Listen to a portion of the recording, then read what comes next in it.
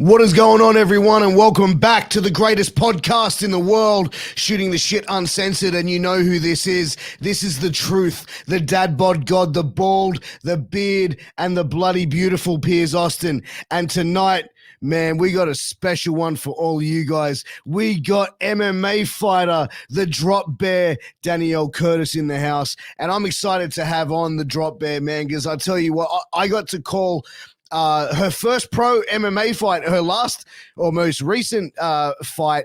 And man, there was a bit of a, like, to be honest, I remember calling that fight and being like, really? It was a bit, I didn't really agree with the ending. I don't want to sort of badmouth a referee or anything, but I did think it was a little bit, but we're going to get into that and much, much more. But before we do, I need to take a quick second, a quick pause for the cause to talk about tonight's sponsor, and that is Sleefs.com. That's SLEEFS, Sleefs.com. Now, listen, if you or someone you know is an athlete, you need to go and check out Sleefs. They've got all your athletic gear and wear covered. Now, listen, they've got armbands, compression pants, compression shorts, headbands, boots, mouth guards, and you know that they've also got those dirty boxes that the truth is always rocking, baby. Now, listen, I'm an active guy. I work full time. I do my podcast. I go to the gym nearly every single day. I'm commentating on wrestling, MMA, doing our thing, getting out there. And I've got 3 crazy kids, 1 crazy wife. Just kidding, darling.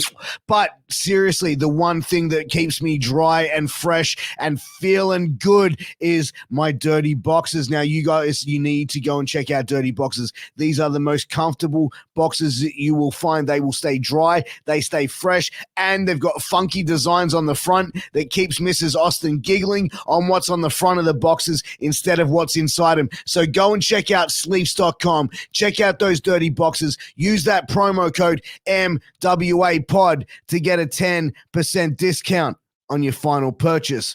Also, wherever you are tuning in, make sure you hit that like, share, subscribe button, tap that little red button and tap in, because you know we're bringing you the greatest podcast in the world, shooting the shit uncensored, twice a week, free every Tuesday and Thursday, with people involved in the world of professional wrestling, mixed martial arts, boxing, Muay Thai, comedy, music, hip-hop, rap, you name it, we bring it here. That's why it is the greatest podcast in the world. So get to clicking and get to tapping in. And if you're listening on a podcast platform, give us a 5-star review, because it helps with our analytics and it helps bring more amazing conversations to more amazing motherfucking people like yourselves. So get to tapping and get to clicking in, and let's get in to tonight's conversation with my guest, Danielle Drop Bear Curtis.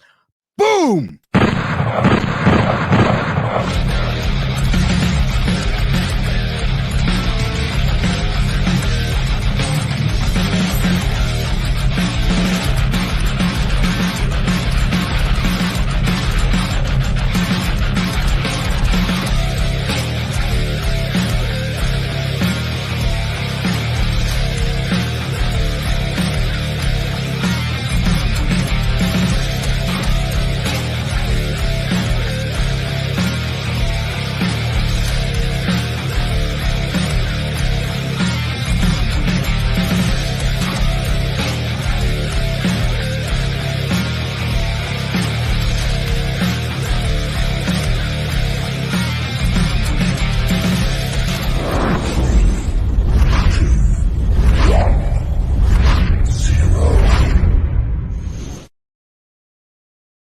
Welcome back to the greatest podcast in the world, and I am joined by one of my favorite people in the entire world, and I know I say that about every guest I have on, but this time I actually mean it, the one and only Danielle Drop Bear Curtis. Welcome to the podcast.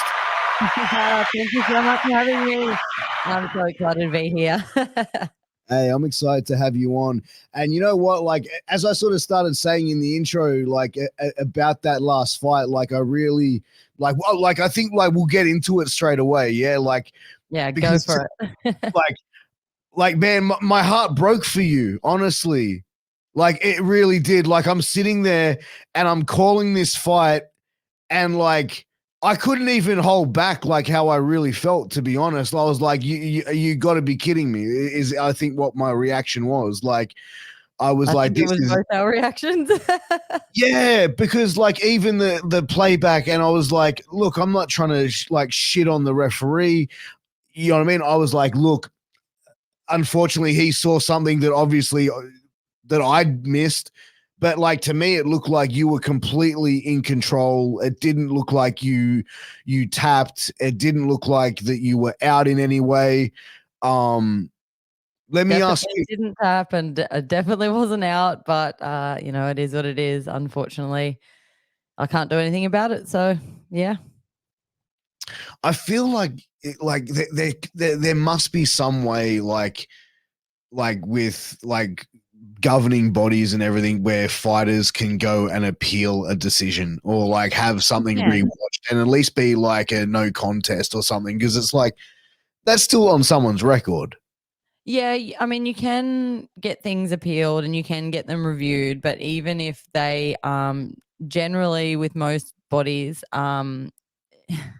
even if they agree that it wasn't the right decision, they don't generally change it though.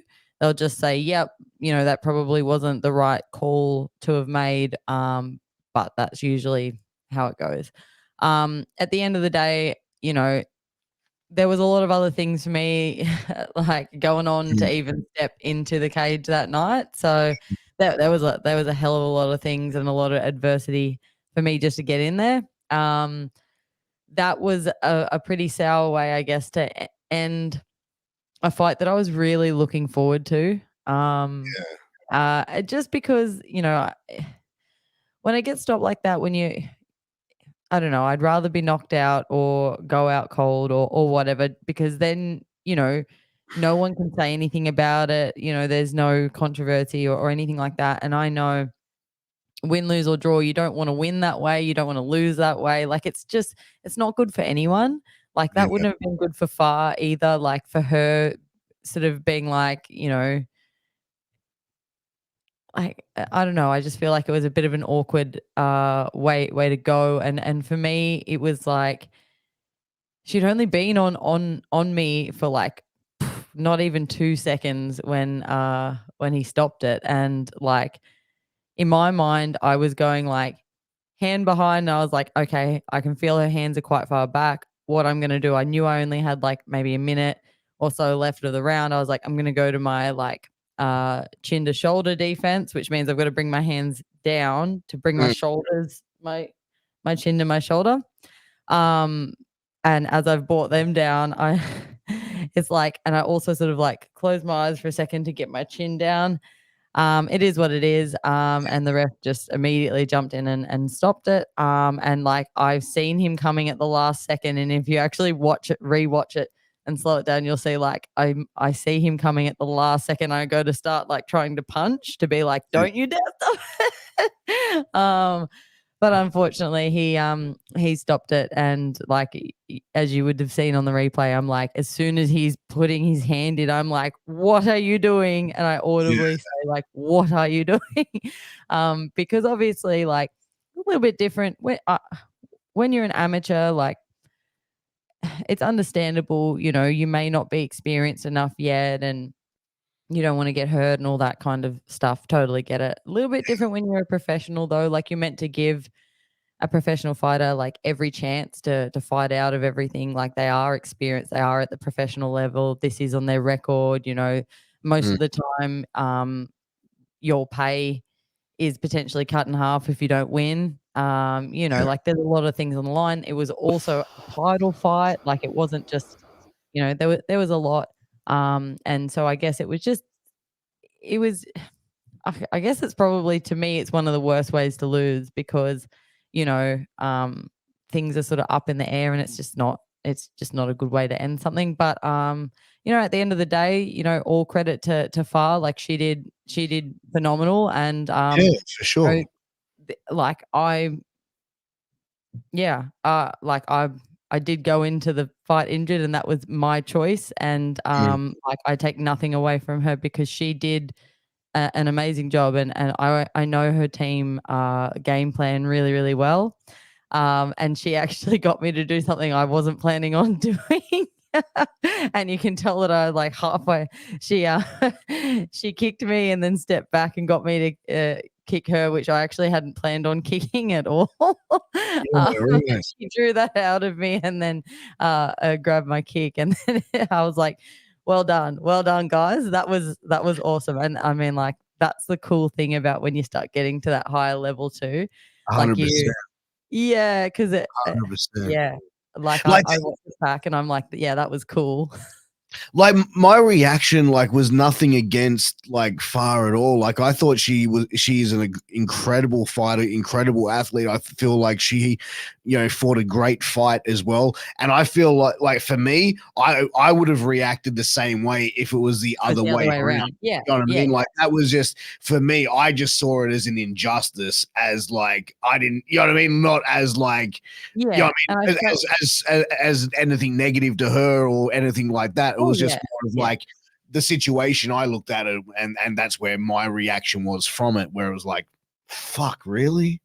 Yeah, yeah, I agree because it was so sort of quick too, and it was just like I at that level, it's like you like give people that opportunity. Like if I made the decision to go unconscious and not tap, like I didn't feel like I was anywhere near the point of needing to tap yet, Yeah. at all. Uh, and for me, it was kind of one of those things where it's like, when you're getting in a choke, or a choke type scenario, or even like anything like that, you want to, in jujitsu and in jujitsu comps, I always try and make sure, like, obviously not to try not to be in those situations, but like if you are, Absolutely. and like even in the gym, Mm, on the mat, you try and be really, really calm, because the calmer you are, the easier it is to find the space and find your way out, and be really present to what's going on. Because when you start panicking, and I think maybe that worked against me, like trying to like, okay, I need to be really calm. I don't know, but at the end of the day, I I shouldn't have been there, so that's on me. I'll wear it. Like, it's a crappy way to end a fight.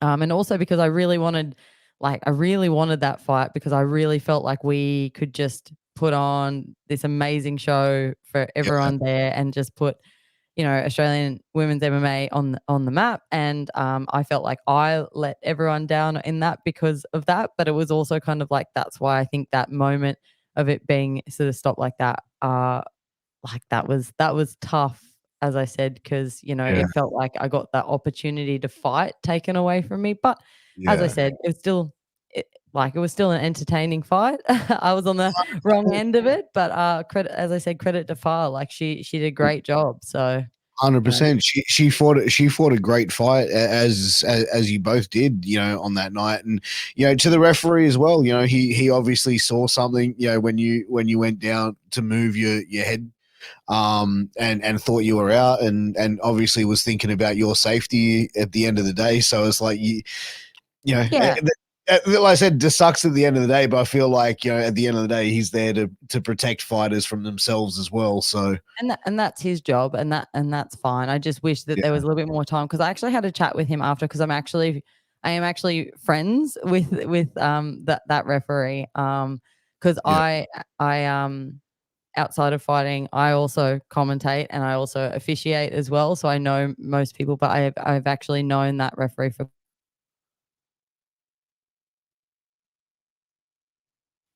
just frozen like, at the moment. There we go. I We're was back. like, yeah, I was just I don't know. I it made me like, I wondered if maybe he got like was worried about me as the person as opposed to Yeah. me as the fighter. But I had a conversation with him afterwards, because I was like, okay, what do I have to do? What do you want Mm, from me in that scenario? What do I have to do so that doesn't happen again? Like, obviously, don't ever want to be in that situation again. of End of course, of story. course. I'll work on that. But I did. I went out to him after the fight, after the show had ended, and sort of said, hey, um, you know, I'm not mad or anything. I'm upset and I'm hurt, because it's a crappy way to end a fight, and I lost a fight, and that all hurts, and all the rest of it. But Mm, I just want to know from you, what do you want from me? What do you want in that scenario? What do you expect? And I had a conversation, and it was both ways. And I sort of said, and from my point of view, like, I would have liked you to give me a verbal command. Like, if you thought that I was not okay, just like show me you're okay. And I would have looked at you and went like, I probably wouldn't have went like this because I was busy, but probably would have looked at you or said something. And I sort of said, or I would have liked for you to grab me because I would have been like, you would have felt that I wasn't limp, or I would have responded.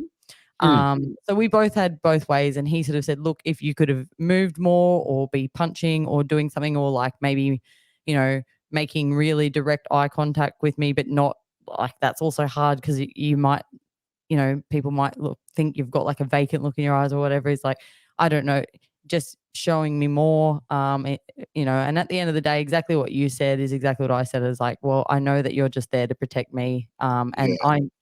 and you know what, like I know myself as well with, 99% of fighters out there would probably choose to go to sleep or at Yeah. least get really close to that point where they have to tap. Like I don't know if I would or not, but like I understand that that's what he's there for. So I can't get up, like I can't be mad, and I'm not mad or upset Yeah. about 100%. anything that he did or anything that my opponent did or anything, like at the end of the day, that's part of the fight game. It was sucky, Yeah. you know, at the end of the day, it's just a fight. So there'll be plenty more. 100%. And you know what? Like, I feel like that's a fight that I'd like to see run. And I said that to you on the night. I go, I'd like to see the fight run back.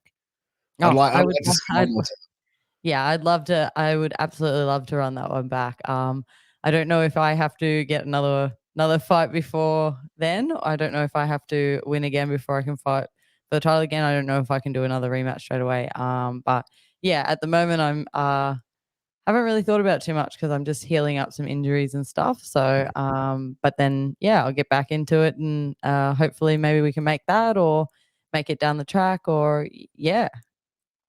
You mentioned like going into the fight, you had some stuff going on. You were dealing with an injury as well. Was it a serious injury? Was it because I feel like with fighters and like They're the any worst. people, well, fighters or anyone who don't do any sort of physical like sport have always going to have things that are just like, oh yeah, this elbow hurts or this shoulder's like niggling me. Like, was it a serious injury or was it just like a couple of niggling things leading into the fight? No, it was pretty bad. We were trying to determine only like maybe 10 days out, trying to figure out whether or not we were still going to fight or have to call it. We made the choice to go ahead and fight. So Yeah, that's on me and my team. So again, that's got nothing to do, like, at the end of the day with what happens. Like, if you make the sure. choice to go in there and fight injured, that's your fault. Like, that's your choice.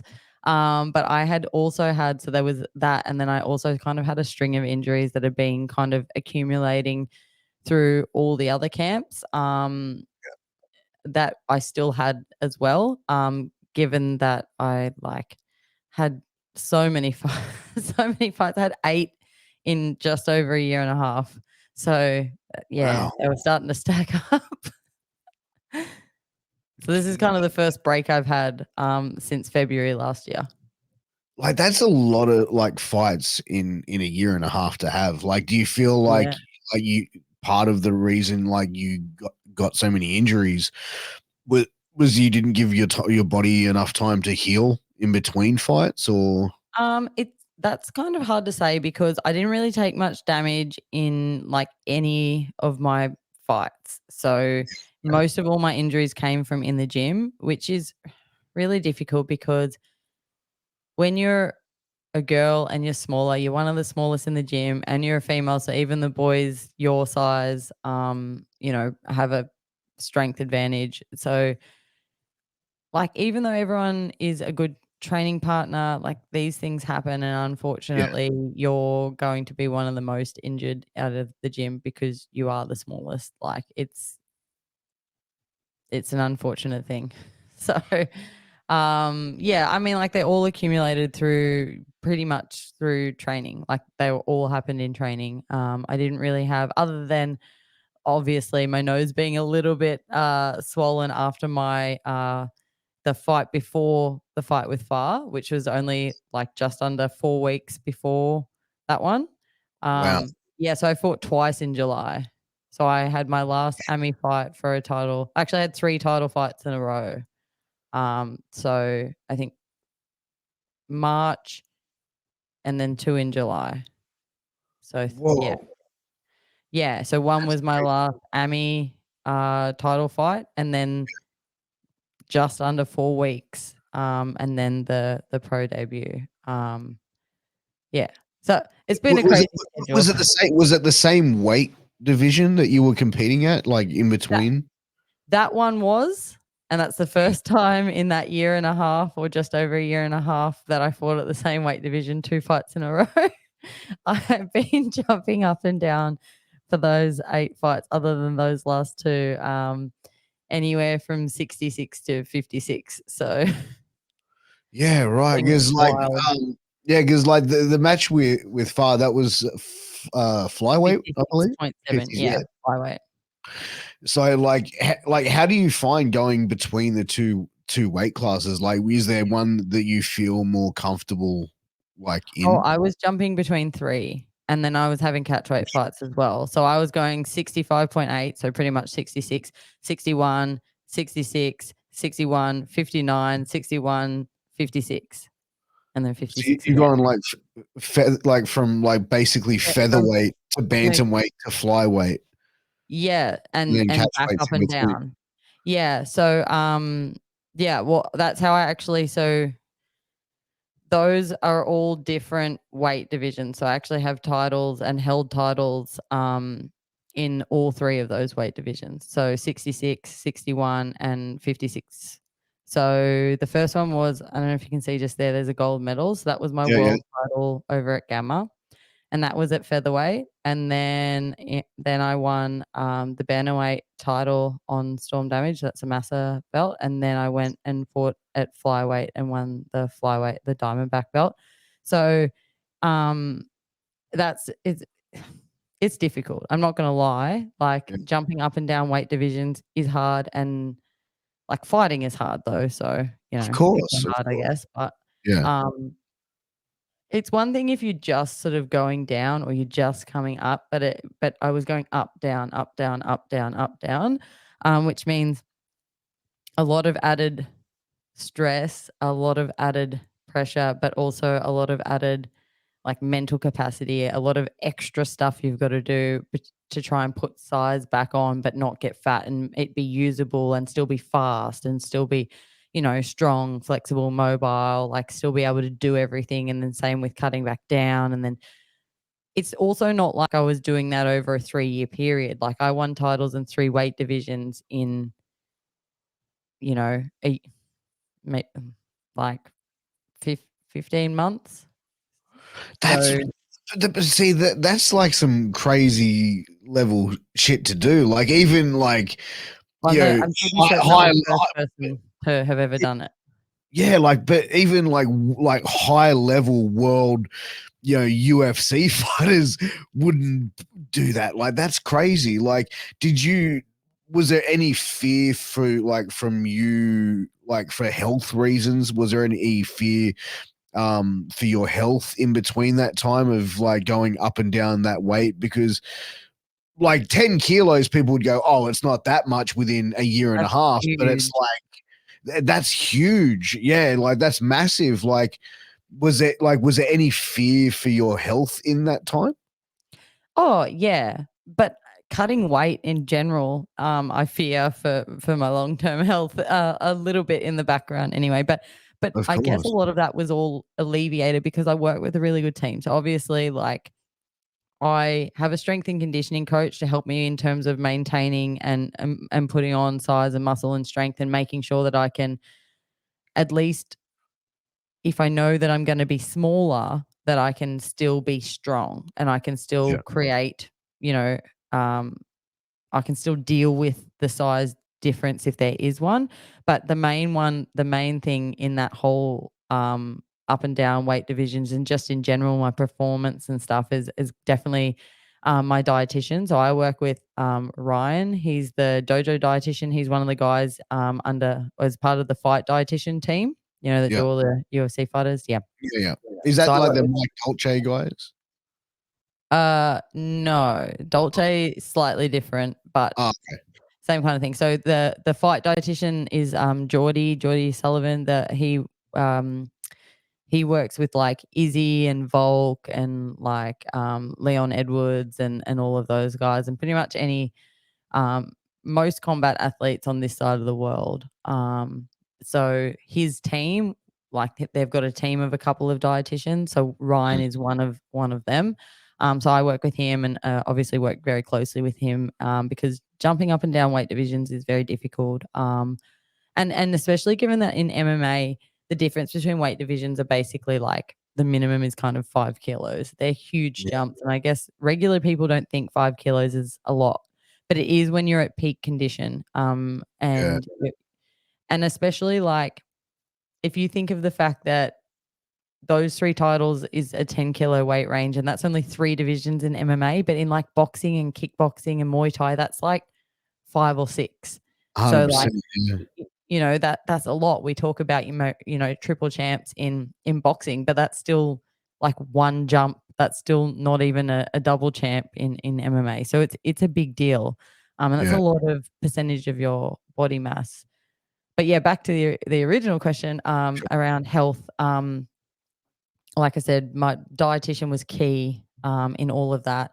And actually, I managed to pretty much like we were getting body scans and stuff done. Obviously, keeping track of a number of different things. So not just the weight, but like energy levels, sleep, stress. My cycle because I'm a female, and how my body was reacting and performing, and as I said, getting a body scan. So obviously looking at not only your like body fat percentage, but like your water and all those bits and pieces, but also like whether or not you're maintaining your muscle. Because obviously when you're cutting down and you're in a deficit, it can be difficult to maintain your muscle as well. But then the hard part was going up and down. Like if you're just consistently going down, that's one thing. But it was a lot of added stress and pressure, like, and just that uncertainty of like, if you're making the same weight over and over again, you kind of get in a groove and you kind of have sort of targets that you sort of know where you're at. Or if you're only a little bit further out than normal, you're a little bit ahead of where you normally are. Whereas when you're jumping up and down, it's different every time. So it's you don't Your have any body's not used to it. Yeah, and it's hard to like improve on the process if you keep hitting the same, or at least know if you're improving it on the process. I definitely was, because the first time I made each one of the lower weights, like I felt like it got better and better, which kind of goes against what you think it would. But Yeah. Like, but do you feel like there's one of those weight classes that you prefer to be at? Like, is there one that you felt more comfortable at? Like, as far as making that weight, as far as like rehydrating after cutting weight, like and that you feel like you got the best performance out of? I actually think that I am definitely meant to be a flyweight, especially as you move into your professional career. Like, I think I'll stay at 56.7 because I've just been fighting whatever weight to get a fight my entire career. So I've fought all the way up to 70, which is Jeez. huge. So I fought from 56 all the way up to 70, and that's like crazy. I don't think I'll ever fight at 70 again. To be honest, I don't think I'll probably fight at 66 again. I think 56 is flyweight is going to be my division, because I've had to, obviously when you don't have the size advantage, which predominantly the majority of my career never had. I never had a reach advantage. Actually, fighting far was the first time I'd ever been taller than someone. Really? Ever. And we didn't spend any time on the feet. Is that one of the things that you wish that you did, like, sort of like implement in that fight a bit more, like having that Yeah. reach just to see like how well you could have like kept her at bay with the jab or something? Yeah, absolutely. Um, but hey, that it's a fight, anything can happen. So, but yeah, I was like, yeah, oh my God, for the first time ever, I'm taller than someone. Because normally I'm always the shorter fighter, even across every one of those weight divisions. Hey, I'm 5'6". Oh no, 5'6", 5'7". I'm the same way. Like I don't come across many people that are like that I get to be taller than. So it's like, man, like if I were you, I would have relished that moment. I did. I just didn't get to do much with it. Yeah, yeah, for sure. But as far as the weight divisions we talked about in MMA, do you feel like in years to come there's going to be more weight divisions implemented into mixed martial arts? I don't know if there will, but there should be, because I don't think the weight divisions. Uh, I think they're too big a gaps, and they where they are don't really necessarily sit with where common body types are. So, Yeah, for example, there's the most stacked division in any promotion everywhere around the world is 155 for the males.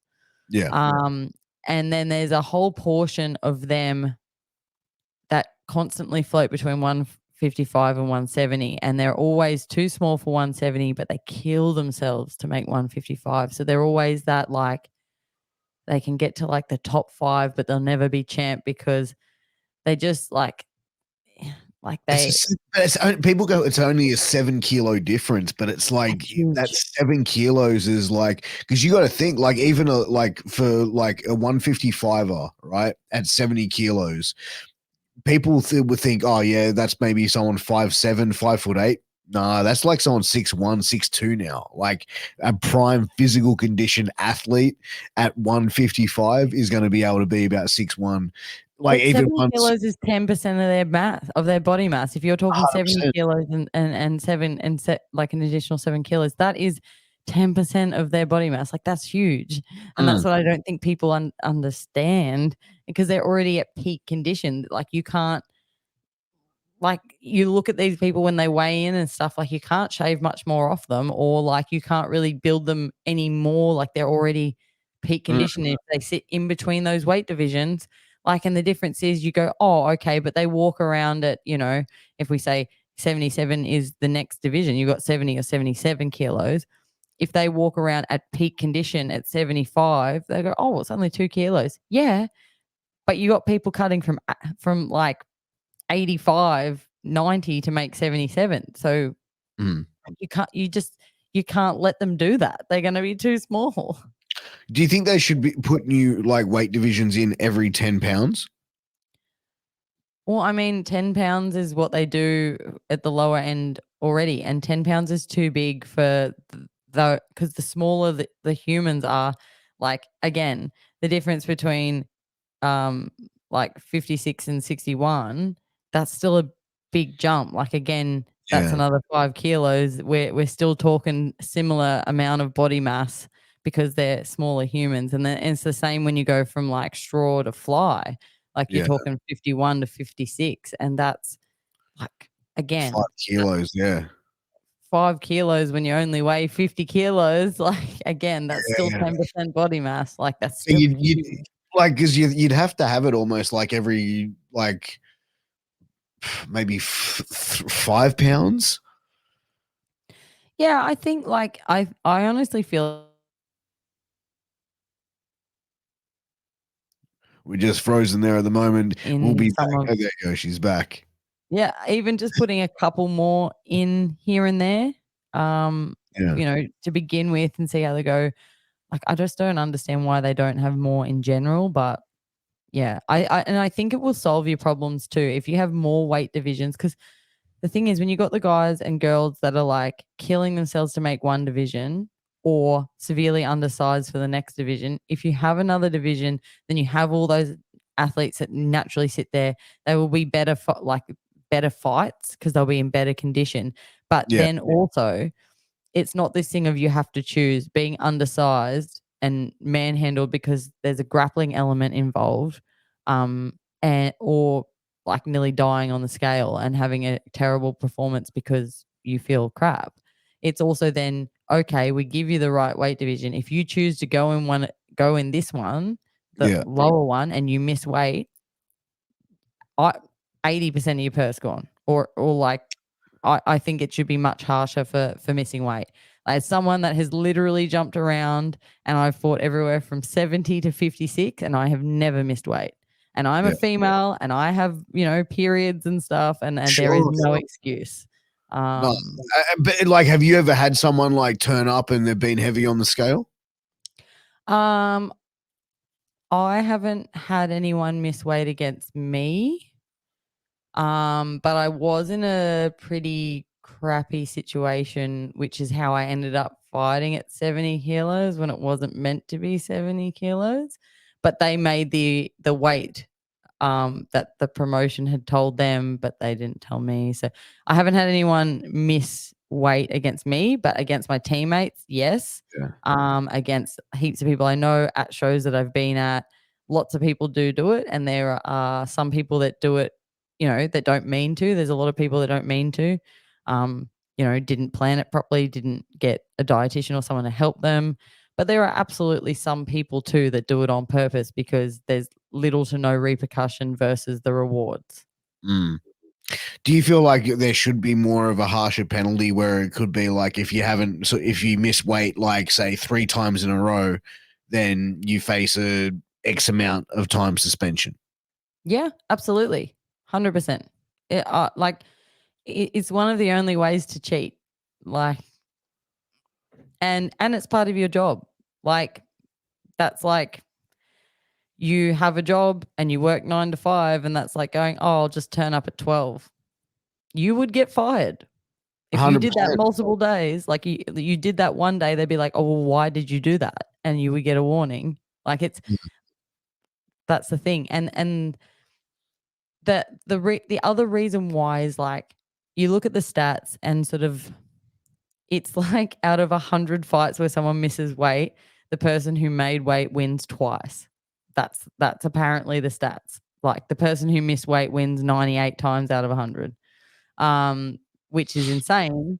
But because fighters only get paid when they fight, and they put all of this time, effort, energy, money, like it costs us to fight. It costs us to train. Like, it's not like any other sport where you get all of that provided to you by a club or whatever. So we are in the hole a lot of money to fight. And then you get there and someone misses weight, and there's that pressure on you to, not pull out, because the promotion still wants that fight to go ahead, but for you to get paid, and, you train, this is your whole life. Like, you've got friends, you've got family, you've got people that come to see you that have paid. So there's a lot of pressure on you to still take a fight, even though you're like, well, no, that's not the right thing to do. And there just isn't harsh enough penalties in place to, I guess, stop people from doing it. So it still happens all the time. And I understand that's very hard for people to say, well, no, I'm not fighting. And then obviously, as we've seen, like when Wonder Boy said, no, I'm not fighting, and the UFC was like, cool, we're not paying you. Yeah.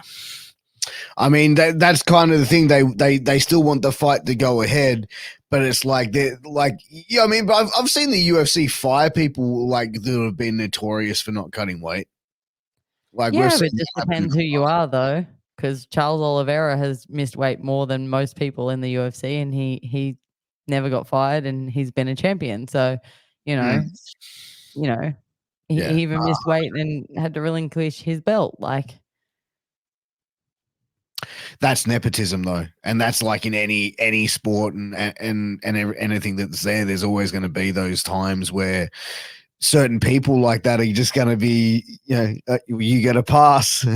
You know what I mean? You bring in X amount of money to the promotion. Hey, it's a business at the end of the day. So look at John. Look at the shit John Jones has done over the years. You know what I mean? Car crash. Absolutely. hit and run in a Bentley where he hit a pregnant woman's car and left drug paraphernalia and about 100 grand in Right. cash in the car. And then came back to get it and ran again. 100%. Then what else did he do? He did some other. He didn't he like he belted. He beat up his. No, I don't want to falsely say something, but didn't he like have a domestic violence thing as well? Like I don't know, but this dude's had a lot of problems, and plus has pissed hot X amount of times. Like, So many hey, times. He's hey, but melting John, the cup. hey, John, you want another sponsorship? Sure, eat Wheaties. Yeah, and I understand that, at the end of the day it's a business, like, Yeah. and that's why you have to be marketable, and you can't just rely on being a fighter, like, and being the best fighter, because we see that. But Mm. yeah, I mean, I definitely think there should be more weight divisions, and I feel like that allows you to have harsher penalties, because people aren't stuck making that choice between killing themselves and missing weight or being severely undersized. So, Yeah, I mean, it definitely puts a more even sense on the playing field. But I feel like even over the years, they've definitely introduced more weight divisions. It'd be good to see them introducing a lot more, though. I feel. yeah, yeah, I agree. But as far as you were saying, you were sort of recovering from injuries, and you are going through that. When would you like to get back in the cage again? Oh, I'd like to do it as soon as possible, but Yeah, it depends when my body allows me and when I'm back in, you know, um, I don't know, condition and ready to go. I do have a few other things that are coming up as well. So I do have a trip to Thailand on the cards, that nice. we've had planned for a bit. So there's that. And what are we in? We're already in September. That's snuck up Well, really fast. tell So, me about it, right? Like it's already like September. This is nuts. yeah, so I'm just healing up from a few different things. As I said, they're all kind of stacking up. So just sorting that out, rebuilding, and got a few other bits and pieces going on. And then I want to get back in there as soon as I sort of can, when everything aligns back up. But obviously fully prepared. So however long that takes. And as I said, this is the first break I've had since last year. Like the very beginning, February last year. It's been a wild ride. As I said, 8 fights between February to July, and that included 4 title fights. Jeez. So that's a lot. That's a lot. That's a lot of pressure and like, but how much of the mental stress goes into, the weight cutting, the training, the pressure, the build up to the fighting? Like, is there a lot of mental stress that goes on? Oh yeah. If you ask my partner how many times I had mental breakdowns, how many times I cried, it'd be like every second day. Um, and just over silly stuff. But Yeah, like um mental prep and that is so important. And whether it's, uh preparing yourself for hard sessions, or finding the good things in life, and practicing gratitude, or reaffirming, in yourself your capability and your trust and belief in yourself, and all of those kind of things, like you've got to work on them all the time. Obviously finding how you best manage stress, and how you best manage, whatever it is that you have on your plate. Like fighting has a lot. Like we all talk about fighting being sort of like 90 to 95%, sometimes 99% mental. So you need to be putting energy into that as well, and making sure that you're keeping on top of that. And it's funny because we talk about it being so mental, and yet no one talks about it. Fighters, and it's a very Australian thing. It's a very Australian thing to be stoic, and 100%. then it's also a fighter thing to be stoic. So a lot of people don't talk about it. But man, I struggle, and I'll openly say, like, I cry all the time. Like It's a normal very emotion. I feel like it's one of those things where it it's just it's an emotion. Everyone goes through it. Yeah. And like fighting brings a lot out in you that you probably maybe wouldn't like it'll probably force you to deal with things that maybe, you know, if you weren't doing that or other aspects of your life wouldn't force you to do you and you probably try and like not deal with it. But I feel like fighting, Mm. you can't go in there and fight essentially like fight for your life against someone without sort of being in the proper headspace or at least looking after yourself and even just like when you're in the gym and you're emptying everything that you have that brings out stuff in you like the physical, the mental, the emotional, like it's yeah, and I feel like you have to deal with it and you have to monitor it and you have to work on it.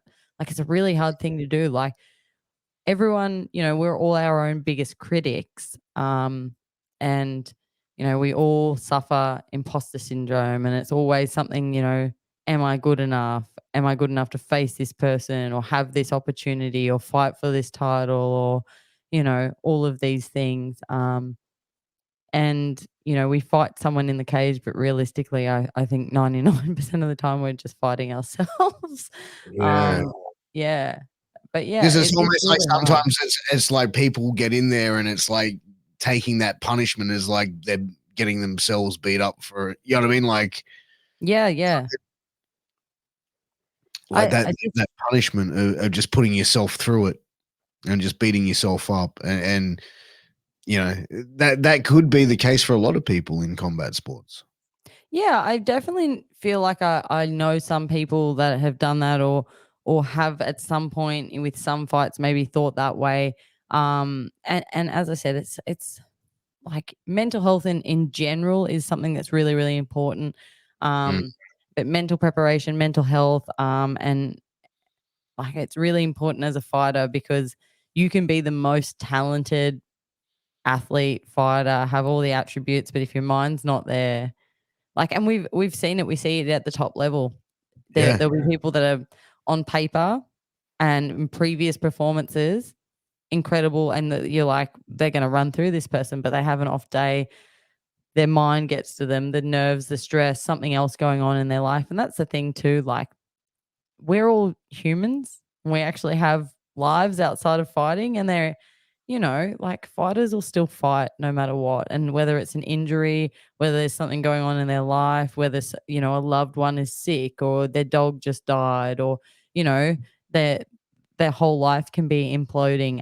And, I think people forget that we're human because again, Mm. fighters are very stoic and they don't like showing emotion because for some reason emotion equals weakness when I don't believe that. That just seems to be the general consensus. But yeah, no, I really like, and that's what I'm trying to do on my podcast a little bit too, is break down those barriers, break down that stigma, help inform people that maybe that aren't fighters themselves to remember that we're all human and help humanize us a little bit and help get information out there about the sport in that light that's a bit more relatable, and talk about the hard stuff, but also talk about it because it's okay to talk about it and like to Yeah. let other fighters know. Because like you talk to fighters and you talk about some of these things, they go, "Oh, I deal with that too," or "That happens to me," or like, Yeah. there's that period 3 weeks out from a fight, anywhere from 3 to 2 weeks out from a fight, where you feel like crap, your performance is crap, and you start to doubt yourself.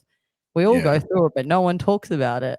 So and helping those next generation that go into the fight, into fighting or into combat sports to sort of know these things are normal. It's okay. Like, Mm. yeah. But you'd also have to think about, like, you look at some of the vets at the high level as well, like when their time comes to like close to an end, like someone like a Chris Weidman, for example, like you see, like, you know what I mean, his last fight, and it's kind of like he's Chuck Liddell, like the back end of his career. It's like, you know what I mean? I remember watching Chuck Liddell fights and just thinking, like, man, please just retire. Like, you know what I mean? Like, it's not Yeah. cool to see you get knocked out every time you get in there. You know what I mean? Like, there's Oh, like, yeah. and I feel like that probably humanizes it as well when you start seeing people at that. And it's like, even their thing is like, man, I've been this former world champion. I used to dominate, and now I can't even, you know what I mean? Like I can't seem to get the wheels going and stuff like that. And you know, like people at that level would be going through it as well. Yeah, I actually feel like though, I feel like that's part and parcel. Like, obviously, it's really hard for anyone to step away from this sport, and we see that, like, you know, very few people have the perfect ending and leave on top, or even if they do leave on top, they struggle to like be gone from the sport, or whatever, or from fighting. I actually think a lot of that does come down to too, though, like some people don't work on the mental side of it, like they only focus on the mental side of for fighting, but not for you holistically as a person, as a Mm. human, as your mental health holistically, just purely for the sake of doing well in a fight. And then being a fighter becomes their whole identity and they don't actually know who they are outside of fighting, which, trust me, I also kind of experienced that when like my life fell apart and I was considering, walking away from the sport. Um, Before this run of the last 8 fights, I was gonna walk away and end my career, and I'm so glad that I didn't. Um, but I kind of went through that where I was like, well, I don't know who I am, outside of MMA, and that was part of the thing that made me go, well, I'll have one more fight, and that was the plan, was just to have one more fight. um, Just one more fight. Yeah. just one.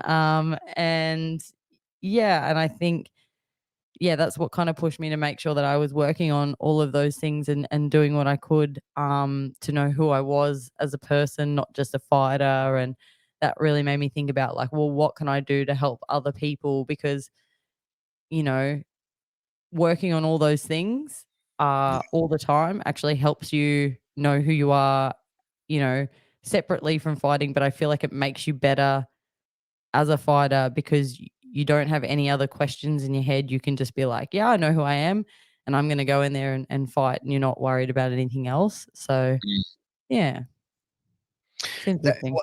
yeah, like I definitely feel like it's understanding because like the whole mental side of things, and it's like it's interesting because like I actually spoke, I interviewed an MMA fighter from Queensland a while back, and he was like, yeah, like men crying is wrong and blah blah blah blah blah, and I'm just like. And like, this guy is like, I'm 41 years of age. This guy's a little bit younger. So maybe I've, a little bit higher up there on the experience side of things in life. And I said to him, I was like, you know what? I go, no, I disagree with that. I go, yeah, what do you say? He goes, you're not a man if you cry. And I was like, I actually think you're not a man if you don't cry. I agree. I said, because, if you don't cry, it means you don't care about something. And I was like, I go, I'm raising two boys, and I said I'm also raising a girl as well. And I said I wouldn't tell my sons not to cry. I'd be like, no, it's like I mean, just let their emotion out. There's a difference between Absolutely. crying at every single thing and being like an emotional wreck all the time. But it's Yeah. like if something significant happens and you're going through emotion, yeah, you have to let that shit out. Like, Exactly, because otherwise you just bottle it up and it causes other issues. Or, maybe you don't see it till you're further down the track, but also it becomes an issue where you don't actually, like when you, I guess, suppress one emotion, generally you don't get to pick.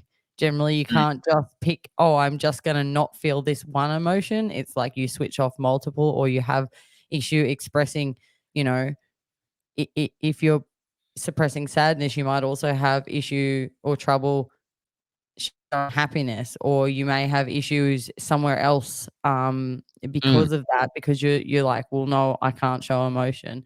But then, as you said, like you got to let it out to help process it. Like when you hold on to things, and suppress them, like you can't actually move on. You're just kind of like closing it in a box, but the box is still there, I guess. Like, yeah. Yeah, 100% right. And, but even like when you're frustrated, like sometimes you just need to sit there and just go, fuck. You know what I mean? Or just like, like just go punch a punching bag, or just like, You know what I mean? Like, just go and just like yell or scream or do Yeah, something. It's just like these are things. It's like let it out. yeah, you have to let out your anger. You have to let out your frustration, and it's like there's ways that you do it. You can do it via training, via doing music or podcast, whatever it may be that you do to express it or to get that sort of feeling out. That's what you got to do. You know, and I definitely feel like I definitely feel like crying is an emotion which everybody does, and it's like nobody hides it and stuff like that. And Yeah, and as you said though, like it doesn't necessarily have to be sadness, it can be frustration. Actually, most of the times when I cry, it's either frustration or stress, like I'm frustrated that I can't get this thing or that that something hasn't gone the way that I wanted to, or I'm working really hard at this, but I'm not seeing these results, or, I'm worried about XYZ. It's like, mm, usually it's like that. Like, it's like that. It's not necessarily like sadness. Like crying is just the physical like application of whatever that emotion is, because people happy cry, so like you wouldn't tell someone not to be happy, and I think people just associate crying with sadness or weakness, or, but yeah, in actual fact, it can be anything. 100%. I had 3 kids. I cried when each one of my kids was born, and it wasn't. It was not a sad occasion. It definitely wasn't. It wasn't like, you know what I mean. Like, I wasn't bawling my eyes out, but I shed a couple of tears. And I was like, you know what I mean. Like, this is something. It's my Yeah, child. it's You know what I mean. Like, meaningful. You care, yeah. said, like, this is something this is an extension of me. Like, this is something that defines me as a human being. Yes, like, this is something I love unconditionally. Like, you know what I mean? Like, those sort of moments are completely fine. And I feel like, the people that do try and be like, I think more robotic and stuff like that in that sort of thing, it's like, I don't know, like, okay, you're a Hard to badass. relate to Like, them. but you know what? Like, I see people that all the time across different types of industries, and I'm just like, okay, tough person. You're so cool. You know what I mean? Like, That's I get real. it. You Yeah. become disinterested in people like that because they're not relatable, um, and that it seems like Well, they it just come across like a twat. yeah, You know yeah. what I mean? Like, they're not relatable, but they also just like you're being fake. No one's like that. Yeah, we're all human. We have emotions. Obviously, there's some people that I guess genuinely don't really feel emotions, but again, it's not a specific one. It's an everything. Yeah. Yeah, Um, but yeah, I'm with you 100% that like I actually think I actually think it's kind of the opposite. If you're brave enough to be vulnerable, it's exactly that. I actually think you're very brave. Like, I actually think it's really difficult, and this is something I learnt to do, but, like, goal setting and stuff is great, but most people keep their goals to themselves because that fear of failure, and that's something that I, kind of learnt to do the opposite. It's like, initially you don't want to tell anyone about your goals, especially if they're really, really big. Because what Yeah. happens if you fail, especially if you put it out there? But I think it's the opposite way, because you should be putting it out there because you do believe in yourself. And that is part of the process of you believing in yourself. So like I in terms of becoming a triple weight division champion, that's something I set a goal for myself last year. And obviously it took till July this year to do that. But I had started putting it out, and I actually photoshopped my head onto Henry Cejudo, the picture of Henry Cejudo where he's got the 2 belts and the gold medal, because Yeah.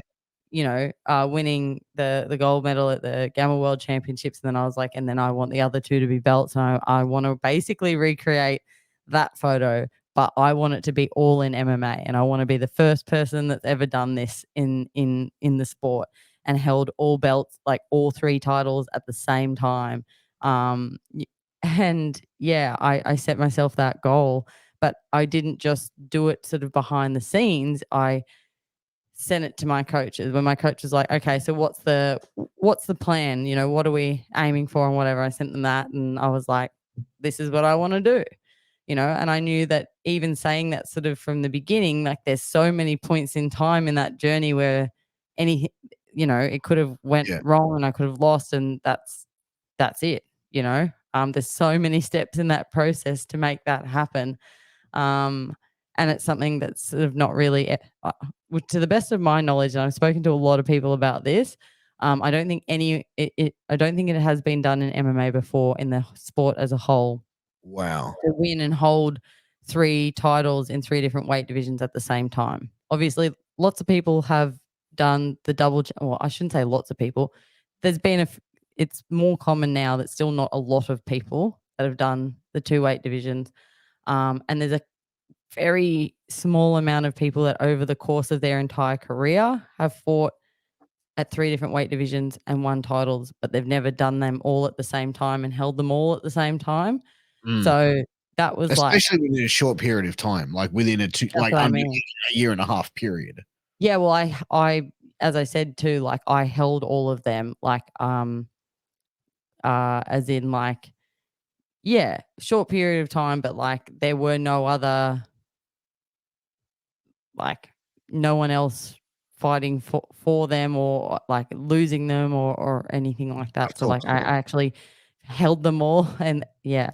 So like that was something that I put out there and I was, you know, hyping up those fights to be like, well, this is what I'm aiming to do. And I, you know, yeah, was putting it out on my social media and all of that kind of stuff. That's scary because you're putting it out there and at any point in time you can fail, and you know, potentially backlash and people be like, well, look at you, you're, you know, a loser, you didn't do that thing. Like putting your goals out there is really scary and that is more Yeah. added stress and pressure and whatever. But again, it comes down to how you deal with that and if you have that mental prep, and you're focusing on that, whether or not that gets to you, or whether you flip that and be like, well, no, like I believe in myself and that's why I'm putting this out here. So you know, if you're not working on that stuff, I think you've got a big hole in your game because, as I said, fighting is predominantly mental. And I 100%. actually started working with like a mental coach and stuff, as well. And it's not because I ever had any issue, but I just figure like you get a coach for fighting, you get a coach for strength and conditioning, you get a coach to help you with your nutrition, all of these For real. things. And yeah, and But I as you said, that sort of like fighting and stuff will bring out those inner demons that you may have because it's like exactly. when you're hurting, you're tired, you know, you finish a session at middle of winter, 9 o'clock at night, you walk out there, you're cold and hurt. You know what I mean? Like all that shit is going to take its toll on someone mentally. Absolutely. Absolutely. And even just I the thing that I think people who haven't ever fought in like a combat sport probably don't understand, the mental side is much harder than the physical side. In terms of when people have had like the general population, when they've had a fight, usually it's like a spur of the moment thing. It's on a night out, or it's, you know, alcohol fueled, or it's Yeah. something happens and the fight happens as like a reactive thing, and it just happens in the moment, and they have a fight. Mm. It's not a planned thing. It's very very different mentally when you know on this day, at this time, at this location, against Yeah. this person, I'm going to have to fight for my life. And when you say that to someone, like a regular person, then they think about that and go, oh, you know, like, you know, when people ask you like, oh, what would it be like if you knew when you were going to die kind of thing. And it's like, obviously not quite that crazy, not Yeah. quite, but Yeah. it's very similar. And that's the only way that I can sort of explain it to someone that hasn't been in that situation. Like, could you imagine if you knew when someone was going to attack you walking down the street? You know, like I don't know how else to explain that. It's like Yeah. preparing to go to war when you know. And then imagine that I showed you footage of that person that's going to attack you, knocking people out cold or snapping people's arms or whatever. Like, yeah, like trying to explain that to someone that hasn't been in that situation, it's like that's why it's so tough. And it's not Yeah. even that you're afraid of that person hurting you. It's also like most of the things that I think combat athletes are afraid of is the same things that most athletes are, you know, doing a bad performance and, you know, uh, not getting a win and it looking bad and even though no one cares if you really win or lose like you do, but no one Yeah. else really cares. You don't wanna feel like you've, done your coach wrong or your gym wrong or let down your friends and family and, the promotion or whoever. Like, I think most combat athletes are most worried about just not doing well. Yeah. Um, but yeah, I think that's the thing. It's so mentally tough because of that side, and it's so hard to explain to regular people. Oh, for sure. Like, cause it's like regular, because you got to think most regular people, probably haven't even been in a physical altercation in their lives. They've never been, like, for the most part, never been punched in the face. You know what I mean? So Yeah. they don't understand what that feeling is like, and when they see it, and it's like they go, oh wow, that's, you know what I mean? Like they don't understand it, and I feel like those are the type of people that even if they're not like if they're not regular viewers of combat sports, they don't get it. They sit there and go, Yeah. oh, they don't see the or understand the technique or the skill level or the conditioning that it takes or the athleticism it takes to be a combat sports fighter either. They just think, like my dad, for example, he's not ever been a fan of combat sports, and I remember him just going boxing as there's just two idiots getting in there and beating the daylights out of each other. And it's like, well, no, it's really not. Like, it's called the sweet science for a reason. And no matter what I would say to him, he would never get it until Yeah. until I got into it and he started, understanding it a little bit more, and then, taking They it. see the dedication and the sacrifice and that's the other side of it too, like, the Yeah. obsession that comes with it is, like, that can also be really hard mentally because you train every day. You have to think about what you're eating to make weight. You have to think about, have you drank enough water? How much have you eaten? Have you eaten enough carbs? Have you eaten too much protein? Have you like either which way, you're thinking about that. You're thinking about what you did right in training, what people got you with, what you need to work on, how many sessions you've got, how long till you can next eat. Like, I don't think people also understand that it becomes life consuming because you can't have one foot in, one foot out with combat sports because there are Mm. obviously life threatening consequences if you aren't all in. And at the end of the day, if you want to be successful, you have to go all in with as it is with most everything in life. Absolutely. Yeah. But obviously there's a bit more repercussions like physically if you're, not 100% in and focused on what you're doing, whether that be, even in the weight cutting process or in the training room. If you're not on, you can get hurt just as bad in the training room. As I said, I honestly have never really had that many injuries or anything from fights, but I've had lots of injuries from training. And it becomes all encompassing. Like, people when you fight, like, you're sacrificing so much. And just the dedication and time and effort and mental capacity, like, literally every single thing that you do throughout a day, you're also thinking about how that impacts on you towards your fighting. Yeah. Well, Like, if you've got your mind on something else while you're in there sparring with someone else and you miss something and there's a, you know what I mean? Like, you take a hit, it very easily could get concussed. You step into something and it doesn't necessarily have to be a heavy shot. It could be detrimental. yeah, exactly, exactly. And like, that's the other thing why you have to take care of yourself mentally, because if you are not able to leave stuff at the door when you start sparring or start training, whatever, there are those repercussions. Like, you are half a second off or behind in sparring, like, you're copping it. Like, Yeah, 100%. I actually remember once I was sparring with someone and it was like I was like in the middle of doing something, and I was like, for some reason, I was thinking about something that happened at work, and I've come in, but like I didn't even realize I did what I do, and I've like come in, and I've literally just gone like that, and it's Ah, like so I've dropped my left hand and left myself completely open, boom, and it was like nothing to the shot at all. It was like just a hit me straight on the thing, and I was like seeing like ducks like going around in circles, like I was like, what the fuck? But I again, feel it like just we've proves all to show, been there. but it just goes to show, like you're not thinking right. Bang, you could very easily get knocked the fuck out of Oh nowhere. yeah. Well, that's it. Anyone can knock anyone out. It's always the shots that you don't see that knock people out. And they're not necessarily that hard. Like the smallest, like Demetrius Johnson could knock out Francis Ngannou if he didn't see the shot coming. That's why punches to the back of the head kill people. Yeah, for real, for real. Have you ever had like male athletes just go, "Nah, I'm not going to spar with you," all right? Like I'm not going to roll with you. I don't want to hurt you. Like, have you ever had like guys that do that where they've seen you as a female and gone, "Nah, I don't want to throw a punch at you. Like I'm not going to do that."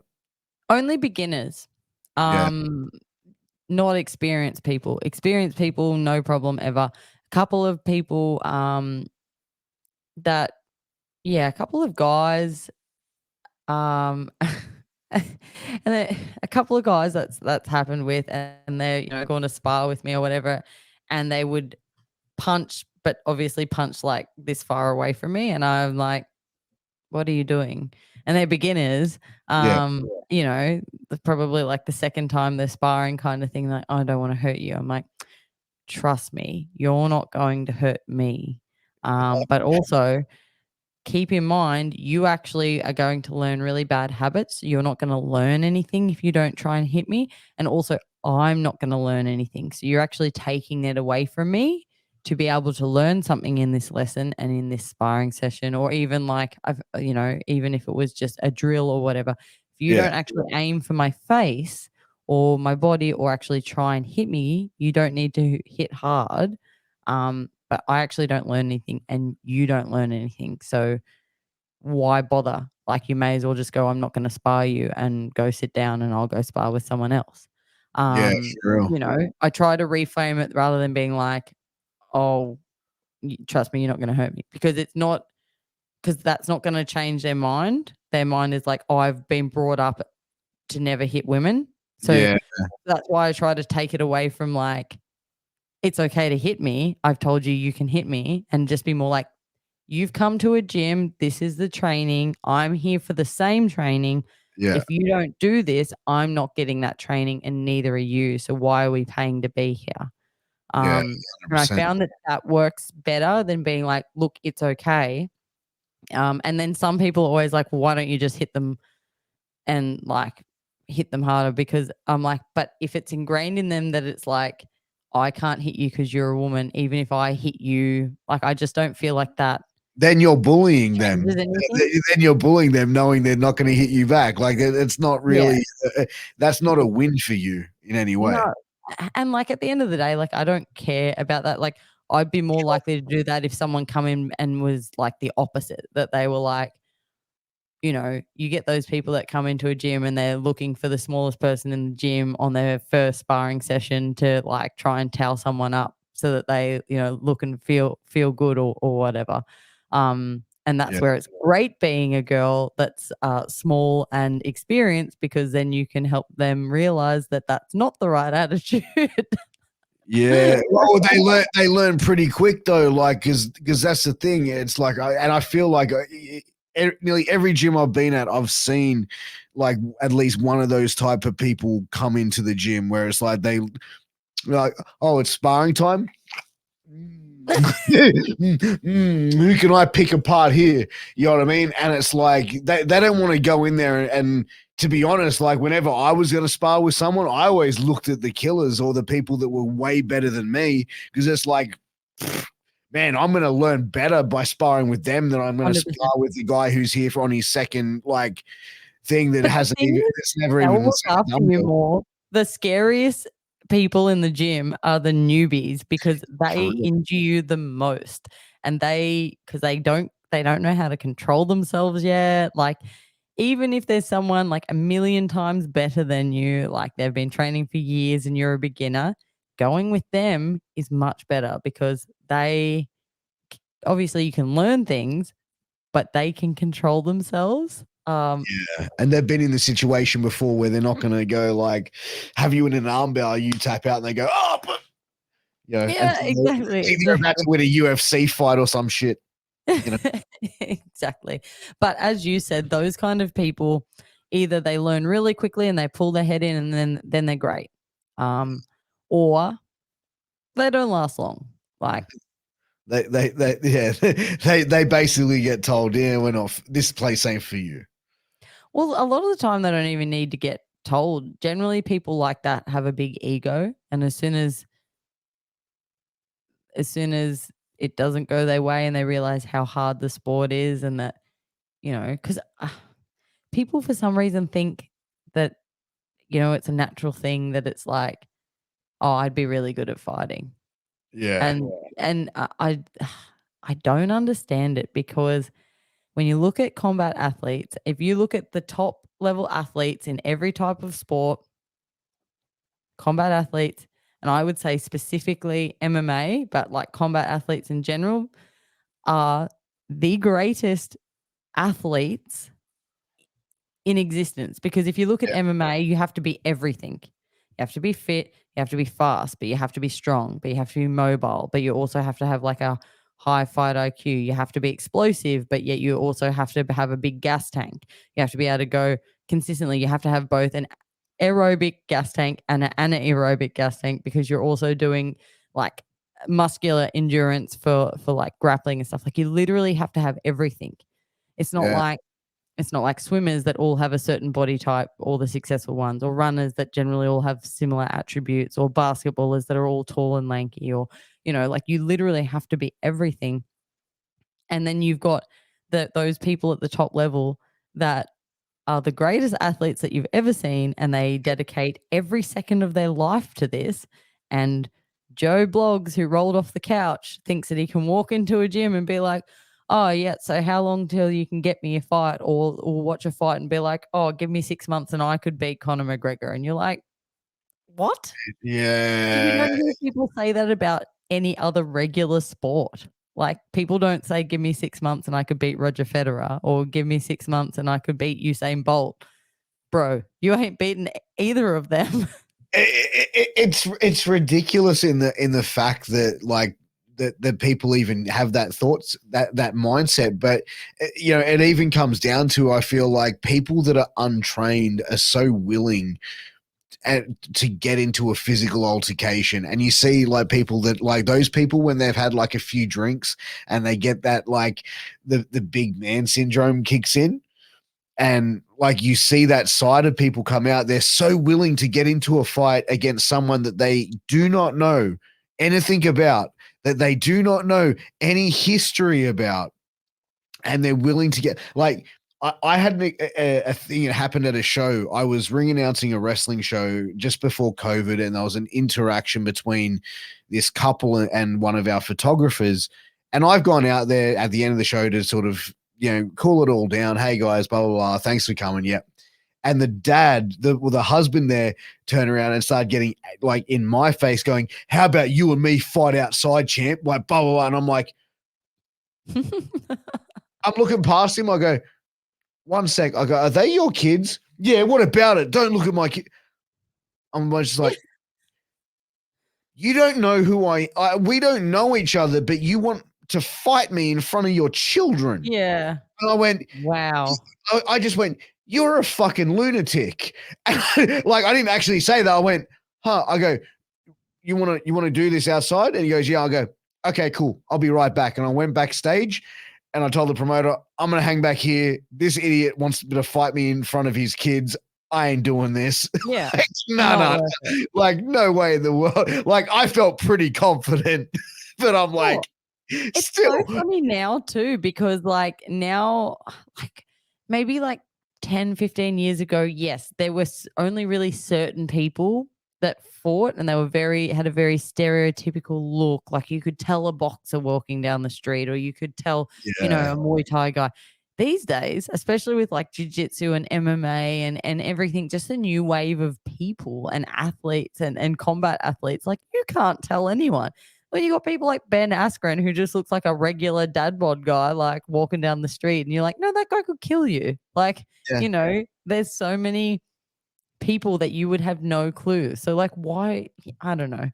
But But yeah, I agree. these people have this like this fake toughness. They think they're really strong, and then like they get into a physical altercation and they get mollywopped by someone, and they go, "Huh, that's what happens when you're an asshole." Huh. I I'm not gonna do that again. I'm gonna just be a nice person. I learnt my lesson. Unless I they're an idiot.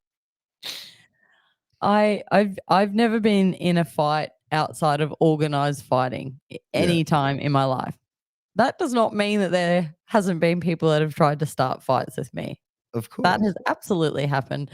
I remember I was on a night out with my friends, and I was actually a sober driver, but we're out at like a nightclub thing in Canberra, and this girl this girl punched me in the back of the head. And I turned What? around.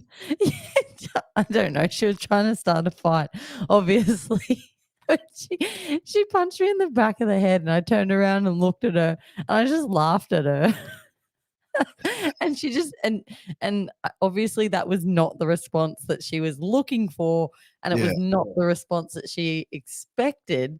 But yes, she punched me in the back of the head. I turned around, I looked at her, and then I just laughed at her, and then she kind of like had a full like breakdown or aneurysm or something, and she was just kind of like it just went from like obviously like I think she was like ready to go or whatever. Yeah. And then yeah, just like it just like wiped straight off her face, and then she kind of like just left. And I was like, Yeah, but that's fucking okay. nuts. You punch someone and that person turns around, looks at you and starts giggling at you. You're like, man, I got to fucking reevaluate this situation right fucking quick. It was just like I didn't know. Like at the end of the day, like it's like one of those things where like I'm not gonna fight someone unless I'm getting paid now. Like that's it. But also like I don't want to fight people that don't want like other than the ones that want to have an organized fight that we've, both said Yeah. yes to. Like that's not the person I am. Like I'm just not that person. And also it's kind of like I don't know you, but the fact that you've walked up and punched a random person in the back of the head, and in my mind, I was like, you've probably picked the wrong person to do that. But also, like, I, I, I, I don't know. I'm not scared. I'm not threatened. Like, I just Yeah. didn't know what to do. And I mean, like, I smile and laugh when I fight anyway. But like, I didn't know how to react to that. I was just like, I don't know what this person is doing. But it's funny. It's like the people like when they do like I've been in a situation before where like like I used to do security in some pretty crazy places around Sydney, and I had a guy try and like stand there like that at me, and he's like telling me, he's like, yeah, and I'm just like, and I'm just like, motherfucker, what are you doing? If you're gonna do it, just do it. Like don't I pretend find that the you're a funniest clown. when people do that, and you're like, "Ooh, you can move." Like, Wow. I don't know what that's meant to be. But yeah, like it's just but you know what the thing is, like I learned a very long time ago when I was very young is the people that bark the loudest Oh, ain't yeah. gonna do shit. They are the biggest clowns in the world. The ones that beat the chests and I'll kick the shit out of you. Okay, cool story. But the little quiet one that just sits there and goes, Yeah. that's the one you got to worry about, because Yeah. that's the one that just goes, no problem. Okay. No problem. You know what I mean? That's the one that's going to kick the living shit out of you, and you're not even going to see it coming. Oh, absolutely. The You know, quiet like, one. You got to look Yeah. out for the quiet ones. 100%, because the loudmouths are always the ones that are covering up for something, in my opinion. Yeah, I think that's like anything in life. People tend to, I guess, like put out their insecurities a little bit. Like they kind of like, like I need to act tough because I'm actually shitting my pants.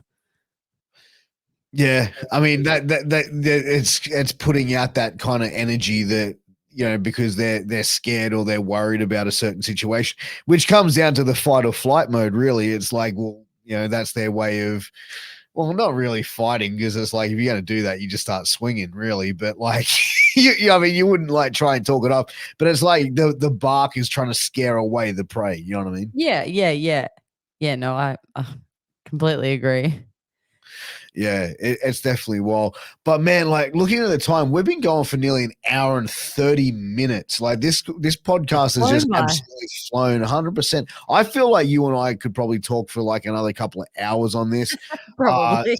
So I definitely think I'd love to get you on for a part 2. If you want me on your podcast, I'll say it now. I'd be glad to come on yours as well. Absolutely. Yeah, we can definitely get that done. But before we start wrapping up, where can everyone find you on social media? Where can people get some hands on some of the Drop Bear merch? I was going to wear it tonight, but I thought, no, I'll leave it. It's really simple. If you want to follow me and my journey, which I would absolutely appreciate, it's really easy to find me. Just look up Drop Bear MMA on any platform. It's the same all across, and you'll find me. And then I also have my podcast, which is called Drop Bear Downpour. So again, same across all social media. It is a video podcast, but it is also on the audio only platforms as well. If you guys, anyone watching this, wants to follow along on the journey, it would be greatly appreciated. And yeah, like I do all my own social media. So if anyone ever reaches out to me, comments, likes, shares, whatever, like that's all me replying. And so I genuinely love speaking about, MMA and combat sports in general. So yeah, reach out to me if you ever want to have a chat or,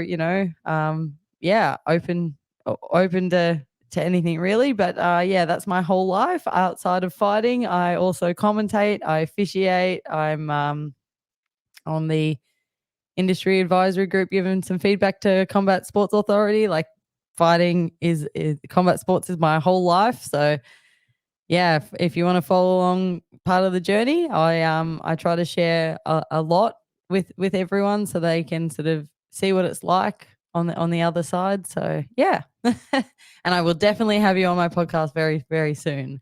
We might have to do like a collab episode. Absolutely, we definitely will. We definitely will. But guys, make sure you go and follow Danielle Drop Bear Curtis. This episode has been one of the funnest episodes I've done in a long time. I'm glad you guys have checking it out. But please make sure you like, share, subscribe, all that good shit. I appreciate it. Make sure you're going and following Drop Bear MMA, checking out her podcast as well. And also make sure you go and check out our sponsor, Sleeps.com. Use that promo code MWAPOD to get a 10% discount on your final purchase. But look, I appreciate you giving up your time to be on tonight. I'm looking forward. We'll definitely make a part 2 happen, and I'll definitely be keen to do your podcast as well. But until next time, take care. All the best. Mwah.